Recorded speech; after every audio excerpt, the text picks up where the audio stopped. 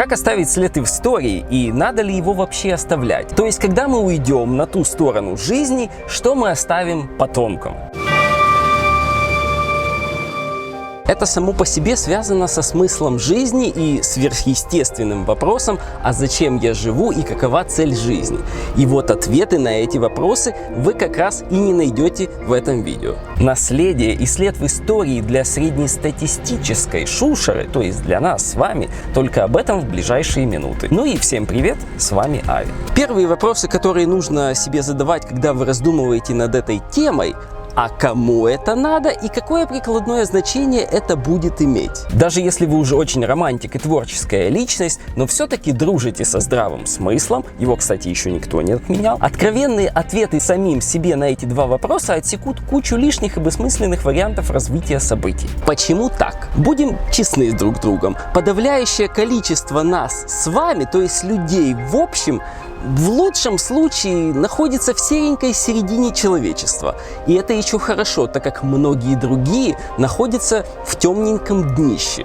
И ваша личная жизнедеятельность в планетарных масштабах вообще не имеет значения. Даже если вы какой-то топ-менеджер, главный бухгалтер, брутальный сантехник, мидл-программист или вообще частный предприниматель и что-то предпринимаете. Тогда зачем задумываться над тем, оставишь ты след в истории или не оставишь? И кому он вообще нужен-то, твой след, твое наследие? Знаете, если вы не видите и не ищете смысла в вашей жизни, и, соответственно, вам пофиг на всякие там следы в истории, и вам бы побыстрее выпить чего-нибудь, посмотреть что-нибудь или найти релакс в рабочей рутине в лучшем случае, то мой вам совет: остановитесь!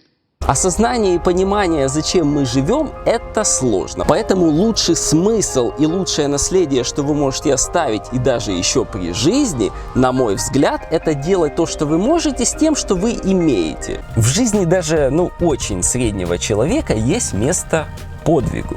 Совершайте свои личные подвиги для других людей. Кто этого достоин или желан вами в каком-то родственном, дружеском или интимном плане. То есть суть понятия наследия для среднего человека, для нас с вами. И как это самое наследие оставить после себя, и еще чтобы оно было кому-то нужно и имело смысл, это сугубо в наших личных подвигах для других людей.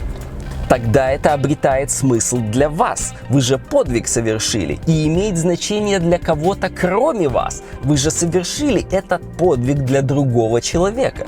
Пару простых примеров личных подвигов для обывателей этого мира. Пример первый. Если вы не голодаете, одеты, есть где жить и все такое, откладывайте по 10% от ваших доходов каждый месяц. И под Новый год, когда соберется приличная сумма, купите каких-то подарков и поздравьте детей, которые живут в детском доме в вашем городе. А если у вас по каким-либо причинам нет детей, то, возможно, вы сможете стать для одного из этих детей из детского дома мамой или папой.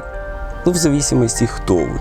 Второй пример. Если сами не поняли свой талант или просрали его, то помогите своим детям понять и реализовать их таланты.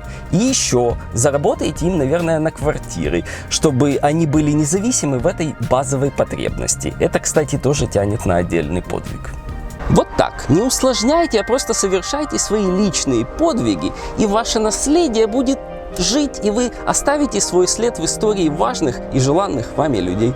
А как по-другому? Ведь впереди у нас много новых побед, впереди у нас нового мира рассвет. Всем спасибо, всем пока, с вами был Ави.